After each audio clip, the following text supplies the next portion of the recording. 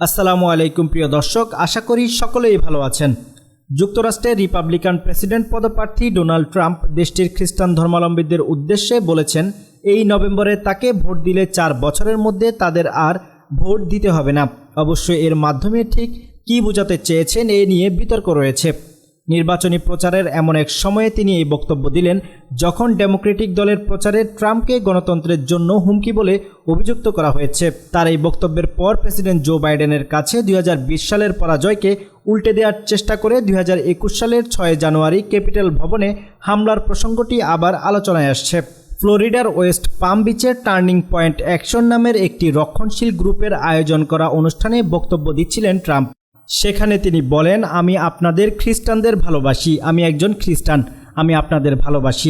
আপনাদের বের হতে হবে এবং ভোট দিতে হবে। এদিকে আর ভোট দিতে হবে না বলতে ট্রাম্প আসলে কি বুঝিয়েছেন সেটি জানতে তার প্রচার অভিযানের মুখপাত্র স্টিভেনের সঙ্গে যোগাযোগ করে বার্তা সংস্থা রয়টার্স। তবে তিনি ট্রাম্পের বক্তব্য নিয়ে সরাসরি কিছু বলেনি। তিনি বলেন, ট্রাম্প এই দেশকে একত্র করার কথা বলেছিলেন এবং 2 সপ্তাহ আগে তাকে হত্যা চেষ্টার জন্য বিভক্ত রাজনৈতিক পরিবেশকে দায়ী করছেন। 20 বছর বয়সী এক বন্দুকধারী ট্রাম্পের ওপর কেন গুলি চালিয়েছিল তার কারণ এখনও তদন্তকারীরা বের করতে পারেননি। ডিসেম্বরে ফক্স নিউজকে দেয়া এক সাক্ষাৎকারে ট্রাম্প বলেছিলেন 5 নভেম্বরের নির্বাচনে জয়ী হলে তিনি একজন স্বৈরশাসক হবেন। তবে সেটি শুধু প্রথম দিন।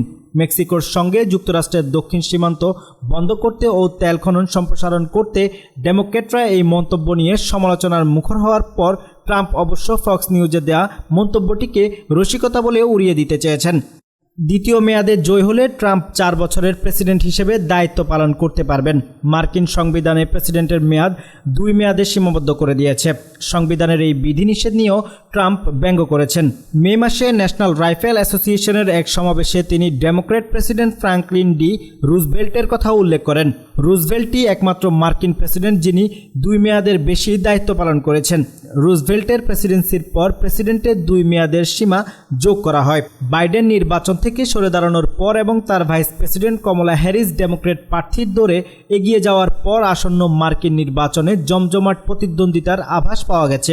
প্রিয় দর্শক বন্ধু, আজ এখানেই শেষ করছি। সবাই ভালো থাকুন, সুস্থ থাকুন। দেখা হচ্ছে নতুন কোনো ভিডিওতে। আল্লাহ হাফেজ।